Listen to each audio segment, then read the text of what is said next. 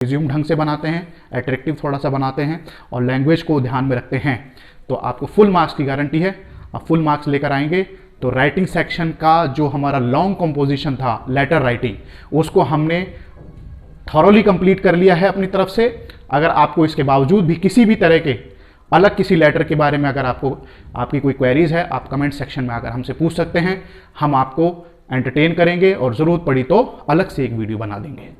तो friend, next video में long composition में और जो हमारे 2-3 टॉपिक हैं, आर्टिकल हैं, स्पीचेस हैं, डिबेट्स हैं, उनको कवर करेंगे। बोर्ड के एग्जाम्स भी हैं। आप इन वीडियोस को जरूर देखें और एक दो बार नहीं, कई बार देखें तो आपकी रिवीजन देखने भर से ही हो जाएगी। Hello students, welcome back. हमारे लेटर राइटिंग की सेक्शन में जो प्रेजेंट पार्ट है, हमारी जो वीडियोस हमने पीछे 2 वीडियोस आपको दिखाई, आपको डिस्कस की, उसी के इस प्रेजेंट पार्ट में हम 2 लेटर्स आज डिस्कस करेंगे, मेकिंग इंक्वायरी और जॉब लेटर। इससे पहले फ्रेंड्स, वही सेम रिक्वेस्ट जो हम बार बार करते हैं, हमारे चैनल को सब्सक्राइब कीजिए, लाइक कीजिए, शेयर कीजिए और अपने कमेंट सेक्शन में जाकर कमेंट जरूर कीजिए। तो चलिए, मेकिंग इंक्वायरी क्या होती है? मेकिंग इंक्वायरी, हम न्यूज़पेपर पढ़ते हैं, सोशल मीडिया के थ्रू, आजकल इलेक्ट्रॉनिक मीडिया में भी, प्रिंट मीडिया में भी बहुत सारी एडवर्टीजमेंट हम देखते हैं। तो बहुत सारे स्टूडेंट्स जो होते हैं 12th पास करने के बाद कोई ना कोई कोर्स में एडमिशन लेना चाहते हैं। कंप्यूटर रिलेटेड कोर्स होता है, कोई लैंग्वेज कोर्स होते हैं, ठीक है, कोई स्किल डेवलपमेंट का कोई कोर्स होता है। तो ऐसे बहुत सारे कोर्सेज जो हैं उनकी आप एड्स जो है न्यूज़पेपर में या मीडिया में देखते रहते हैं। तो जब आपने उस किसी ऐड को, पर्टिकुलर ऐड को देखा, तो आप उस ऐड के बारे में और इंफॉर्मेशन लेना चाहते हैं, तो आप किस तरह से उस इंफॉर्मेशन को ले सकते हैं, उसके लिए हम लेटर्स ड्राफ्ट करते हैं जो कि इंक्वायरी की कैटेगरी में आते हैं। तो इसी में हम ये सीखेंगे किस तरह से ऐसे लेटर ड्राफ्ट किए जाते हैं। जो क्वेश्चन आते हैं वो क्वेश्चन में आपके लिए बताया जाता है, आपका नाम बताया जाता है, आपका एड्रेस बताया जाता है और किसी न्यूज़पेपर, अगर कोई न्यूज़पेपर का नाम भी लिखा होता है कि उस न्यूज़पेपर में आपने एडवर्टीजमेंट देखी और उस एडवर्टीजमेंट को देखने के बाद आप इंक्वायरी के लिए एक लेटर ड्राफ्ट कीजिए। तो वही सेम फॉर्मेट जो मैंने आपको बताया था मेरी लास्ट वीडियोस में, आपने जरूर देखा होगा। सेंडर्स एड्रेस से शुरू करते हैं, जो ये लेटर लिख रहा है उसका एड्रेस, रोहन, सुमित, विनीत, रेखा, सुनीता, जो भी है उसका एड्रेस, उसका नाम नहीं, उसका एड्रेस। फिर अगर एड्रेस नहीं दिया हुआ तो हम वही एग्जामिनेशन हॉल,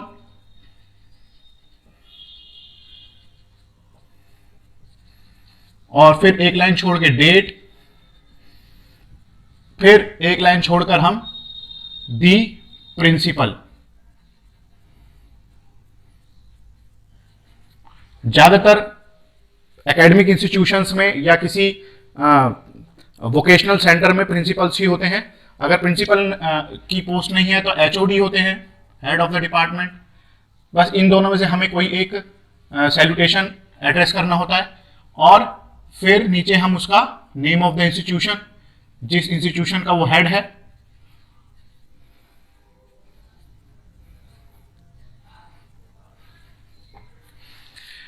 फिर उस इंस्टीट्यूशन का एड्रेस जरूर लिखेंगे हम। सेंडर्स एड्रेस जो है वो जो लेटर लिख रहा है उसका, और यहां पे जो एड्रेस है वो इस इंस्टीट्यूट का एड्रेस, भाई दिल्ली में है, कहां पर है वो एड्रेस, हम वहां लिखते हैं। फिर इसके बाद एक लाइन छोड़ के हम सब्जेक्ट लिखते हैं। सब्जेक्ट में क्या लिखेंगे? इंक्वायरी रिगार्डिंग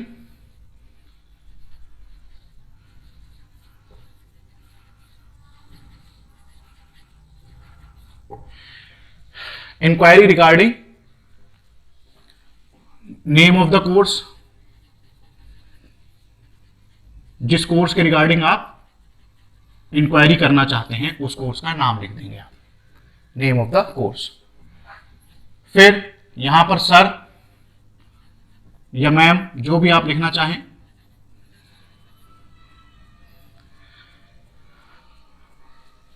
आपने जो कोर्स है उसके बारे में कहां से आपको पता चला, वहीं से आपका लेटर शुरू होगा, with reference to your advertisement.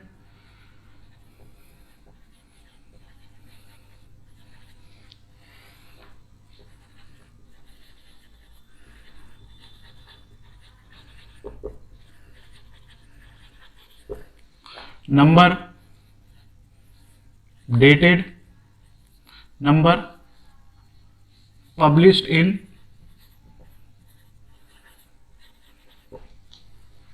उस, अगर न्यूज़पेपर का नाम लिखा गया तो आप name of the newspaper,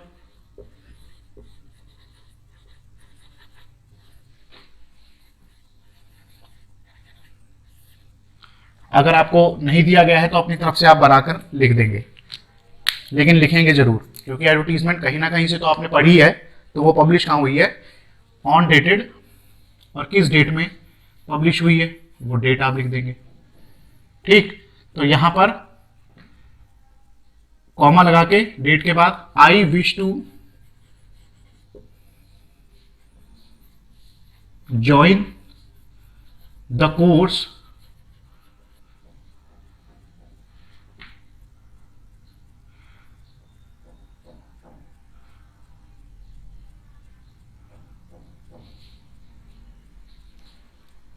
but after following queries,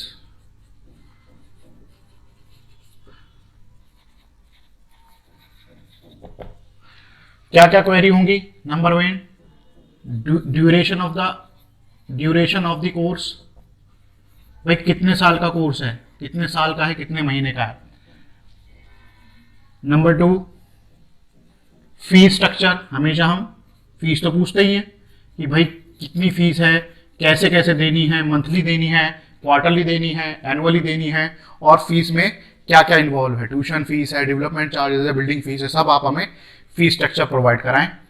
third, examination कैसे होगा, एनुअल है या semester.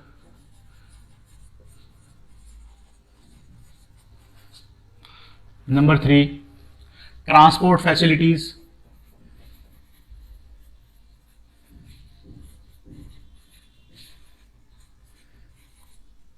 Number 4, hostel facilities,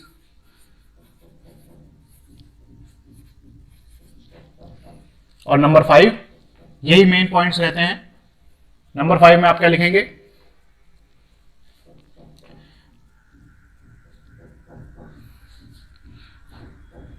future placement. भाई अगर आप ये कोर्स करा रहे हैं तो क्या आप हमें नौकरी लगवा के दे सकते हैं, प्लेसमेंट का क्या स्कोप है, वो प्लेसमेंट का स्कोप भी बताएंगे कि आप किस किस डिपार्टमेंट में या किस फील्ड में आप अप्लाई कर सकते हैं। तो इस तरह से हमारा जो हमारी इंक्वायरी है, जो हमारी बेसिकली क्वेरीज हैं, वो हमने मेन यहाँ पर लिख दी हैं। अब ये हमारा आप एक लाइन छोड़कर ही लिखेंगे तो ये एक तरह से 2 पैराग्राफ हो गए जहां पर हमने अपनी इंक्वायरी सेटअप कर दी। अब हम इसको क्लोज कैसे करेंगे, जो एंडिंग लाइंस हैं वो क्या होंगी, सेट रहेंगी, ये भी सेट रहेंगी, एज इट इज ही लिखनी है। कोई भी कोर्स हो उसको आपने यहाँ पे भर देना है, कोर्स का नाम भर देना है, एडवर्टीजमेंट जो भी आपको लिखना है, और इसी तरह से आपने लिख देना है। फिर आगे आप क्या लिखेंगे, जो एंडिंग होगी,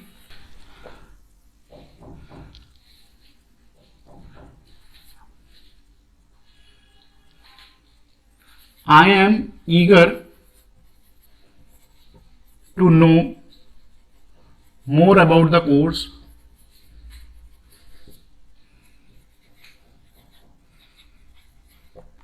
Please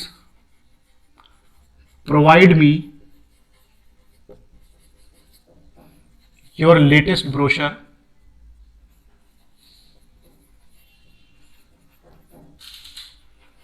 ब्रोशर वो एक बुक होती है, बुकलेट होती है, जिसमें कि उस इंस्टीट्यूशन के बारे में और उस इंस्टीट्यूशन जो भी कोर्सेज वगैरह वहां कराता है उसकी पूरी इंफॉर्मेशन उसमें ब्रोशर में दर्ज रहती है, उसमें लिखी रहती है। तो your latest brochure, please provide me your latest brochure along with registration form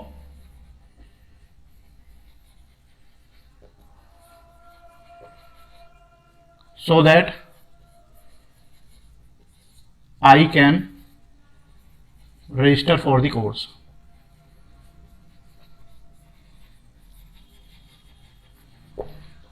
ठीक, लुकिंग फॉरवर्ड, एक लाइन छोड़ के क्या लिखेंगे आप, लुकिंग फॉरवर्ड, मतलब आपकी तरफ मैं आशा भरी नज़रों से देख रहा हूँ आपको, मुझे आशा है कि आप ये मुझे जवाब देंगे। कुछ भी थैंक यू या रिगार्ड्स लिखने की जरूरत नहीं है। योर्स फेथफुली और नेम, बस। यहां डेजिग्नेशन नहीं होती है। जो पिछले लेटर्स में हम जो डेजिग्नेशन लिखते हैं वो डेजिग्नेशन यहां नहीं लिखनी, क्योंकि आप एक सिंपल स्टूडेंट्स हैं और आप जो है उस कोर्स को करना चाहते हैं। तो ये हमारा बहुत सिंपल वे में एक मेकिंग इंक्वायरी का लेटर कंप्लीट हो गया। नाउ सेकंड जो हमारा लेटर है, जॉब लेटर, ये इंपॉर्टेंट भी है और थोड़ा लेंथी भी है, और इसको स्टूडेंट्स अटेम्प्ट करना ज़्यादा अच्छा फील करते हैं, ज़्यादा प्रेफर करते हैं इसको। उसका मैं रीज़न बताता हूँ क्यों। अगर हम जॉब लेटर की बात करें तो यहां भी आप देखते हैं कि सेंडर्स एड्रेस होते हैं।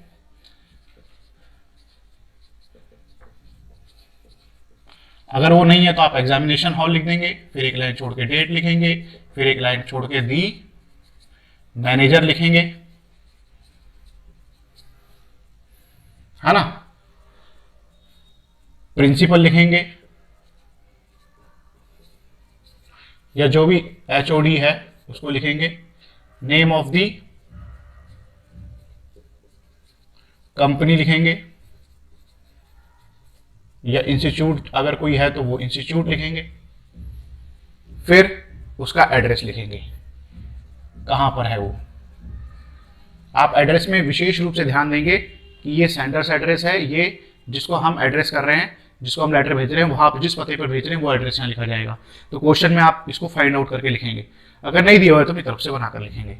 सब्जेक्ट यहां भी यही लिखा जाएगा। अब यहां पे क्या लिखना है, applying for the post of, जो भी पोस्ट दी हुई है, अकाउंटेंट, कोच, टीचर, टीचर किस सब्जेक्ट का टीचर, है ना, या सुपरवाइजर, फोरमैन। तो ये आप जो भी क्वेश्चन की डिमांड है, जो भी क्वेश्चन भी दिया हुआ है, वहां पोस्ट का नाम यहां पर लिख देंगे। ये आपका सब्जेक्ट कंप्लीट हो गया।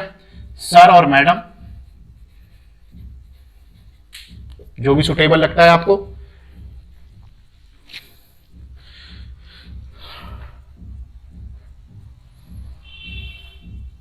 विद रेफरेंस, यहां भी जो अप्लाई कर रहा है वो कहीं से उसने सुना है या पढ़ कर आया है, to your advertisement number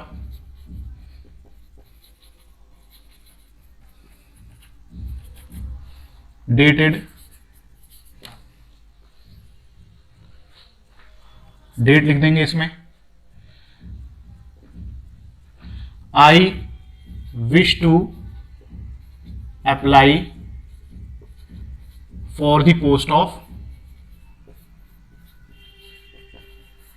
post जो भी यहां पे लिखी है आपने, नेम ऑफ द पोस्ट जो लिखी है वही आप यहां भी लिख देंगे, है ना, वही यहां लिख देंगे आप जो आपने सब्जेक्ट में नेम लिखा है। बिल्कुल सिंपल वे में लिखेंगे, I am enclosing my resume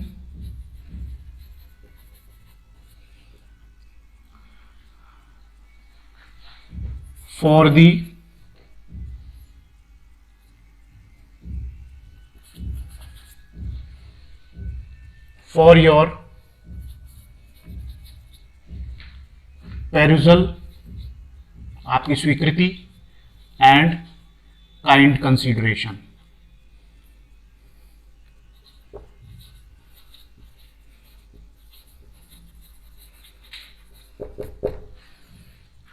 ठीक, फिर आप ये फर्स्ट पैरा हो गया एक तरह से, ये सेकंड पैरा एक लाइन छोड़कर, सेकंड पैरा एक लाइन छोड़ के क्या लिखेंगे आप, आई हैव रिक्वायर्ड या रिक्विजिट, जो भी आपको वर्ड अच्छा लगता है, qualification and experience for the post. Set line है ये, कुछ भी आपको फेरबदल करने की जरूरत नहीं है, बस पोस्ट का नाम ही चेंज करना है। पोस्ट जो भी क्वेश्चन डिमांड करता है, बस उस पोस्ट का नाम चेंज करना है, बाकी सब सेम है। I have requisite qualification and experience for the post, I assure you, ये भी सेट लाइन है। I assure you that if selected, अगर मैं चुन लिया गया, I assure you if selected, I will leave no stone unturned, मैं कोई कोर कसर बाकी नहीं रखूंगा। I will leave no stone unturned and prove an asset for your company या इंस्टीट्यूशन, जो भी है। अगर कोई कॉलेज है तो इंस्टीट्यूशन है, वो कंपनी है तो कंपनी का नाम है, तो फॉर योर कंपनी या इंस्टीट्यूशन, जो भी क्वेश्चन डिमांड करता है। योर्स फेथफुली, यहां भी कोई आपने रिगार्ड्स थैंक्स नहीं लिखना, योर्स फेथफुली या सिंसियरली, जो भी आप लिखना चाहें, और नेम, बस क्योंकि बाकी की सारी इंफॉर्मेशन आप रिज्यूम में देने वाले हैं। जो ये रिज्यूम आप बनाएंगे वो अब आपकी सारी इंफॉर्मेशन दे देगा, तो योर्स फेथफुली के बाद आप नाम दे देंगे। अब रिज्यूम हम बनाएंगे, रिज्यूम का फॉर्मेट जो इसी के नीचे आपने एक लाइन छोड़कर लिखना है, वो मैं आपको बता रहा हूं। इसके लिए मैं थोड़ा सा इरेज कर देता हूं इसे। आप इस बात की टेंशन बिल्कुल मत लीजिएगा कि ये जो लिखा हुआ है ये छूट गया है, क्योंकि मैं आपको लिंक में सारे नोट्स प्रोवाइड करा दूंगा। आप आराम से जाके लिंक में इस वीडियो को देखने के बाद, जब इस वीडियो को आप समझ लेंगे, तो लिंक में जाकर आपको सारे नोट्स अवेलेबल करा दूंगा। तो यहां पर अब जो हमने लिखा उसके नीचे लाइन छोड़ के बीचों बीच आप रिज्यूम लिखेंगे, हेडिंग में अपना नाम लिखेंगे। बहुत सेट है, कुछ भी इफ बट नहीं लगाना है, कुछ भी आपने जोड़ घटा नहीं करना है। नेम लिखने हैं, नेम लिख दीजिए, मान लीजिए सुरेश। मदर्स नेम, अब देखें ये जो है वेस्टर्न कल्चर है, मदर्स नेम, वहां तो केवल मदर्स नेम ही चलता है। तो अब हम भी जो है name Suresh, mother's name Mrs Sumanlata, मैं अपनी तरफ से बनाकर लिख रहा हूं। Father's name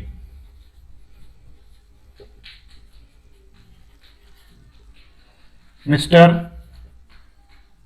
Mohan,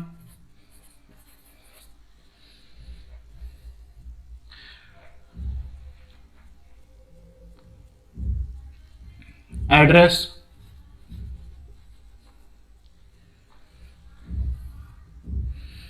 (37B) Rajendra नगर,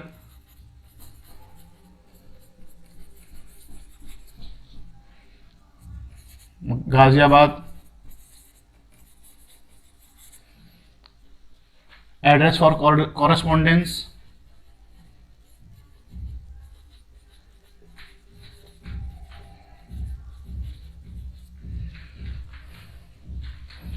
(275C) Anand Vihar new Delhi, Anand Vihar Delhi.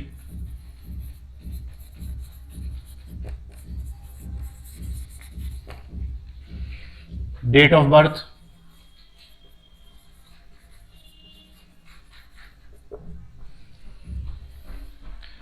(27 March 1985)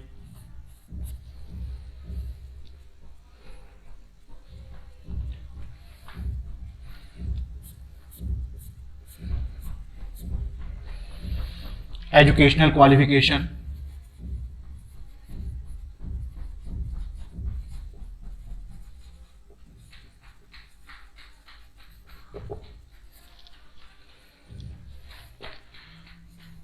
BCom honours, मैं अपनी तरफ से बनाकर लिख रहा हूं। आप जो भी आपका पोस्ट है, जिस पोस्ट के लिए आप अप्लाई कर रहे हैं, उससे रिलेटेड एजुकेशनल क्वालिफिकेशन लिखेंगे। ऐसा नहीं है कि मैंने लिख दिया तो आप भी वही लिख देंगे, ठीक है। अगर आपके मान लीजिए कोचिंग के लिए, आप क्रिकेट कोचिंग के लिए हैं, तो जरूरी नहीं है कि आप बीकॉम ऑनर्स हैं, हो भी सकते हैं, ऐसा कुछ नहीं है। तो लेकिन आप वहां पे बीपीएड लिख सकते हैं, bachelor in physical education, BA in physical education, MA in physical education. तो आपको ये क्वेश्चन में जो पोस्ट है उसकी डिमांड को देखते हुए एजुकेशनल क्वालिफिकेशन लिखनी है। बीकॉम ऑनर्स, एमबीए, फिर एक्सपीरियंस, क्योंकि हमने वहां बोला था कि मेरे पास रिक्वायर्ड एक्सपीरियंस भी है 5 इयर्स। अब जो भी है, आप जो है अगर सेल्समैन हो, सेल्स मैनेजर की जॉब के लिए आपने अप्लाई किया है, तो 5 years experience at Vijay sales as a sales manager. आपने सब पूरा लिखना है कि मैं क्या एक्सपीरियंस था, मैं क्या था वहां पर, ठीक। फिर एक्सपीरियंस के बाद आप क्या लिखेंगे, रेफरेंस लिखेंगे। क्या लिखेंगे, रेफरेंस। ये रेफरेंस क्या होता है, ये बहुत इंपॉर्टेंट होता है। रेफरेंस मतलब कि मेरी कौन सिफारिश कर रहा है, क्योंकि कोई भी इंस्टीट्यूशन, कोई भी इंडिविजुअल भी किसी अनजान व्यक्ति को काम पे नहीं रखना चाहता, क्योंकि क्रेडिबिलिटी की समस्या होती है, विश्वसनीयता। क्रेडिबिलिटी कौन एस्टेब्लिश करेगा, गारंटी कौन लेगा कि इनकेस आप फ्रॉड नहीं है या आप कोई ऐसे व्यक्ति नहीं है जिसका कोई क्रिमिनल रिकॉर्ड पास्ट में ना रहा हो, तो उसके लिए हम रेफरेंस का यूज करते हैं। हालांकि ऐसा कुछ नहीं है, बस आपको ये ध्यान में रखना है कि आपको लास्ट में रेफरेंसेस जरूर देने हैं। तो उसमें कम से कम किसी एक ऐसे पर्सनैलिटी का नाम आपने देना है जो कि रिनाउंड है और उस फील्ड से संबंधित है, जिस पोस्ट के लिए अप्लाई किया गया। तो मिस्टर मुकेश, कुछ भी नाम लिख दीजिए, कोई अपना आपने इमेजिनरी यहां पे लिखना है, ठीक। मिस्टर मुकेश, डायरेक्टर कहां के, विजय सेल्स ही लिख दीजिए, new Delhi, new Delhi director हैं, इनकी रेफरेंस है। और उनका फोन नंबर भी लिख देंगे आप, ठीक है। आप उनका मोबाइल नंबर भी लिख देंगे। तो इस तरह से आपका जो रिज्यूम है कंप्लीट हो गया। Name, mother's name, father's name, address, address for cons, date of birth, education qualification, experience, reference. इसके अलावा आपने कुछ नहीं करना है। यहीं पर आपका लेटर रेफरेंस के बाद खत्म हो गया, क्योंकि हम योर्स फेथफुली वहां पे लिख चुके हैं। तो रिज्यूम जो है आप एक लाइन छोड़कर बना देंगे और आपका जॉब लेटर कंप्लीट हो गया। इसके अलावा आपको जॉब लेटर में कुछ भी लिखने की जरूरत नहीं है। आपको अगर फॉर्मेट फॉलो करते हैं, रिज्यूम ढंग से बनाते हैं, अट्रैक्टिव थोड़ा सा बनाते हैं और लैंग्वेज को ध्यान में रखते हैं, तो आपको फुल मार्क्स की गारंटी है। आप फुल मार्क्स लेकर आएंगे तो राइटिंग सेक्शन का जो हमारा लॉन्ग कंपोजिशन था, लेटर राइटिंग, उसको हमने थॉरोली कंप्लीट कर लिया है अपनी तरफ से। अगर आपको इसके बावजूद भी किसी भी तरह के अलग किसी लेटर के बारे में अगर आपकी कोई क्वेरीज है, आप कमेंट सेक्शन में आकर हमसे पूछ सकते हैं। हम आपको एंटरटेन करेंगे और ज़रूरत पड़ी तो अलग से एक वीडियो बना देंगे। तो फ्रेंड्स, बस आज के लिए इतना ही राइटिंग कंपोजिशन में। अब हम अपनी नेक्स्ट वीडियो में लॉन्ग कंपोजिशन में और जो हमारे 2-3 टॉपिक हैं, आर्टिकल हैं, स्पीचेस हैं, डिबेट्स हैं, उनको कवर करेंगे और हमारा इस तरह से राइटिंग सेक्शन कंप्लीट हो जाएगा। तो कैसी लगी आपको ये वीडियो? आई होप कि आपको समझ में आई हो और आपके लिए ये बहुत यूज़फुल रहे, क्योंकि एग्ज़ाम टाइम भी आ रहे हैं, बोर्ड के एग्ज़ाम्स भी हैं। आप इन वीडियोस को ज़रूर देखें और एक दो बार नहीं, कई बार देखें, तो आपकी रिवीजन देखने भर से ही हो जाएगी। ये मेरी गारंटी है आपको।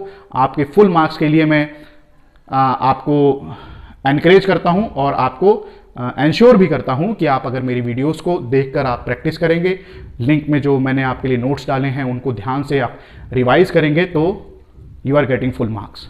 Thank you very much.